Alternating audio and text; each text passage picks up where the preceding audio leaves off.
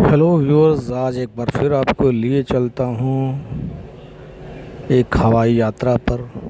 और अभी टैक्सी से मैं चल रहा हूँ new Delhi IGI international airport, यानी कि इंदिरा गांधी इंटरनेशनल एयरपोर्ट, जिसके 3 टर्मिनल हैं और बहुत बड़ा एयरपोर्ट है ये। और T1 से आजकल फ़्लाइट ज़्यादा आ जा रही हैं। T3 वैसे बहुत ही फ्रीक्वेंट यूज़ किया जाता रहा है, बट आजकल जो है T1 पे ही डिपार्चर और T1 पे ही अराइवल हो रहा है मेरी कई फ़्लाइट्स का। तो अभी रोड से हम चल रहे हैं। ये रोड जो है एयरपोर्ट के नज़दीक ही हमें निकाल देगा। हम जो है झज्जर से गुड़गांव होते हुए और एयरपोर्ट रोड की तरफ चल दिए हैं। तो एक डेडिकेटेड एक रोड हो गया है एक तरह का, यहाँ रश भी नहीं होता। और अब तो वो टनल भी चालू कर दी है।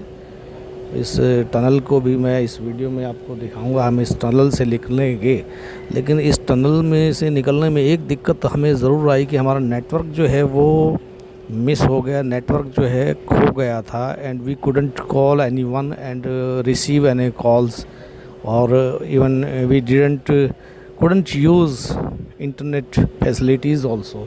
तो इस दिशा में जो है ध्यान दिया जाना चाहिए NHAI द्वारा, राष्ट्रीय सड़क निर्माण विभाग के द्वारा, और कि उन टनल्स के अंदर अगर मान लो किसी को कोई दिक्कत आ जाती है, कोई इमरजेंसी हो जाती है, तो वो व्यक्ति वहाँ से कोई कॉल नहीं कर पाएगा। तो ये थोड़ा सा एक दिक्कत हमें महसूस हुई। और अभी हमारी गाड़ी जो है एयरपोर्ट की तरफ दौड़ती जा रही है। और यहाँ जो है साइन बोर्ड आ गया, इसको पढ़िए प्लीज़ और मेरे को मेंशन कीजिए कि हम किधर जा रहे हैं। धौला कुआं की तरफ जो है चलते हुए बीच में ही एयरपोर्ट के लिए हमें लेफ़्ट साइड में जो है टर्न लेना पड़ेगा।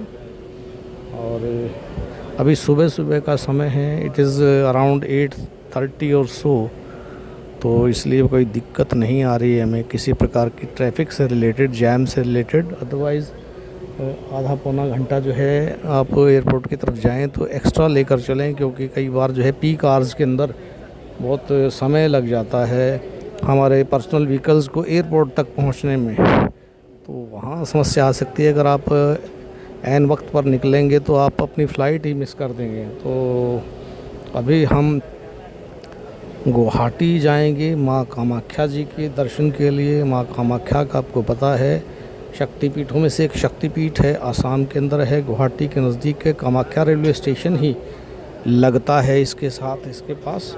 और कामाख्या रेलवे स्टेशन पर उतरकर भी हम जो है कामाख्या मंदिर दर्शन के लिए जा सकते हैं। लेकिन बाई एयर अगर आपको जाना हो तो वहाँ का जो है एयरपोर्ट गुवाहाटी ही लगता है, और गुवाहाटी से भी कोई ज़्यादा दूर नहीं है। But you have to get some taxi तो आपको लेनी पड़ सकती है इसके लिए। और अभी हम पहुँचेंगे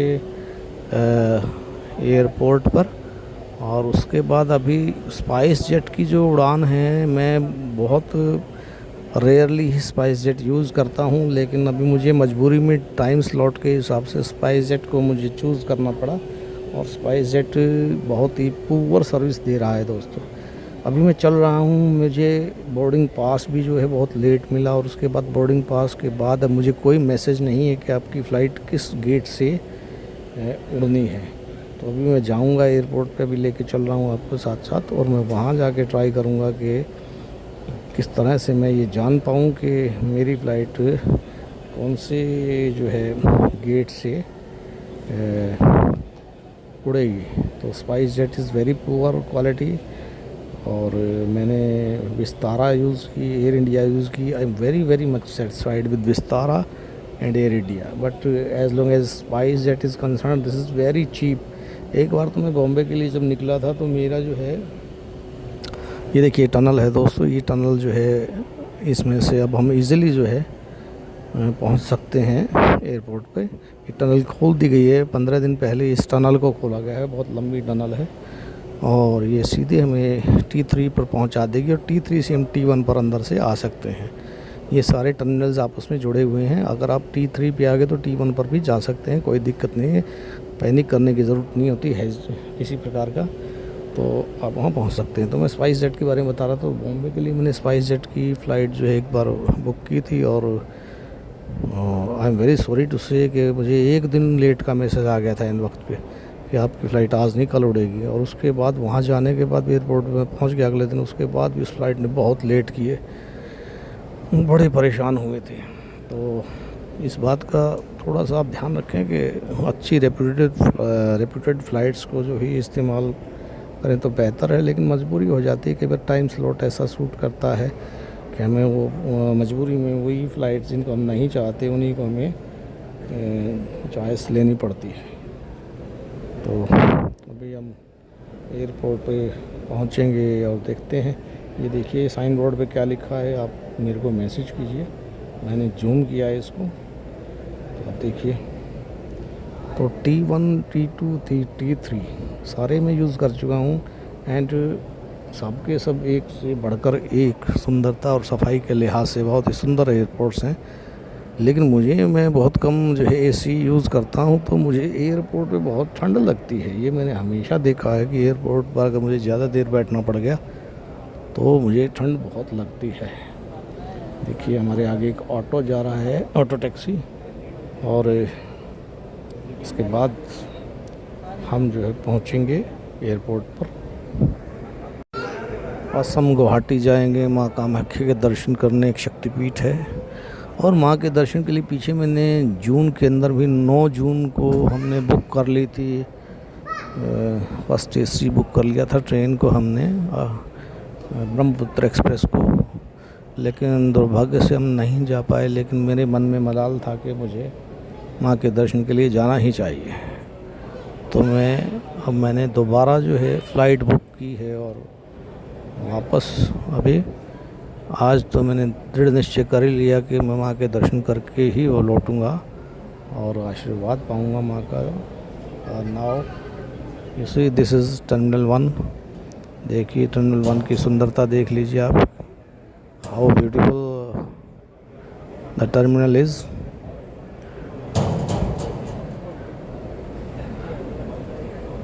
So people are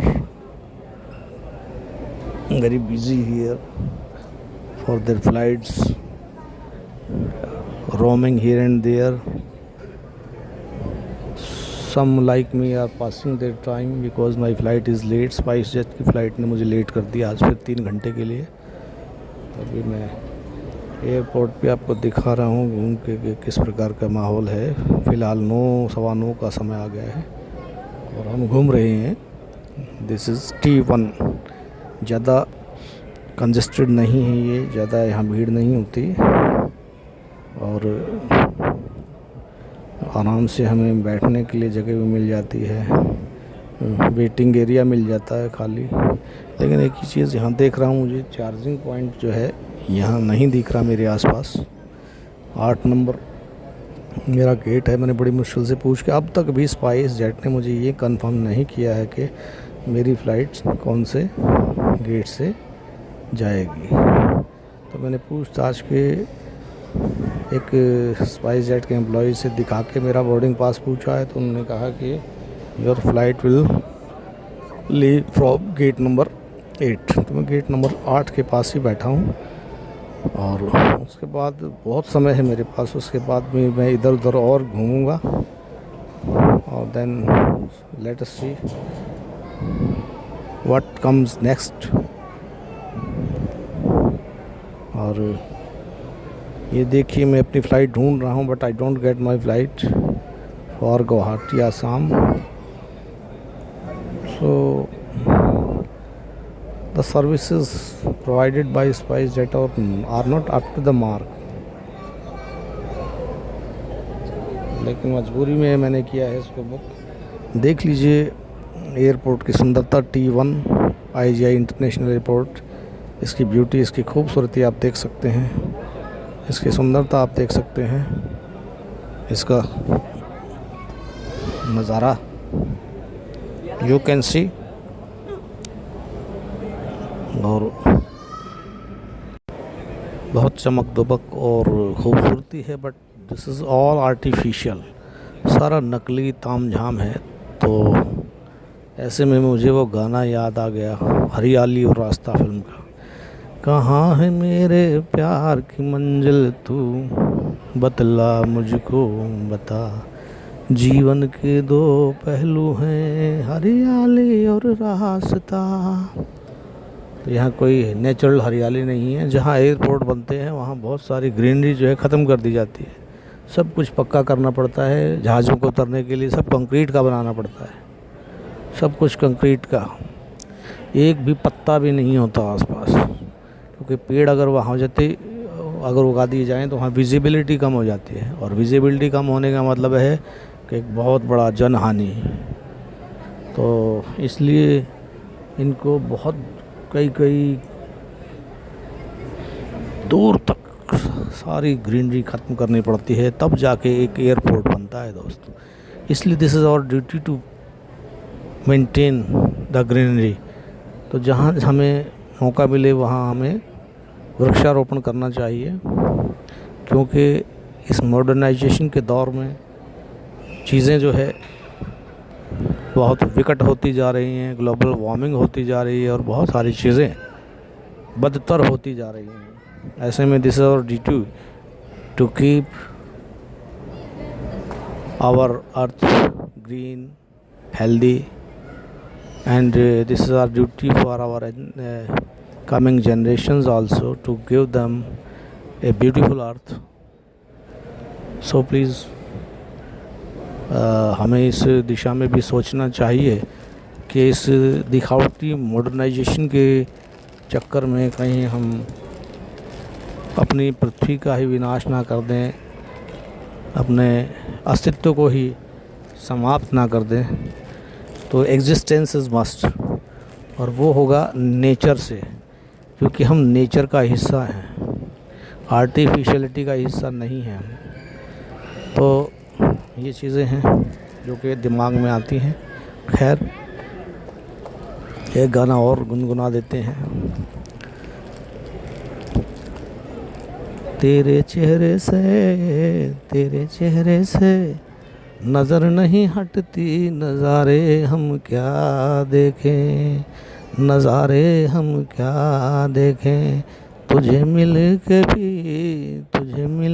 भी प्यास नहीं बुझती, नज़ारे हम क्या देखें, नज़ारे हम क्या देखें। तेरे चेहरे से नज़र नहीं हटती, नज़ारे हम क्या देखें।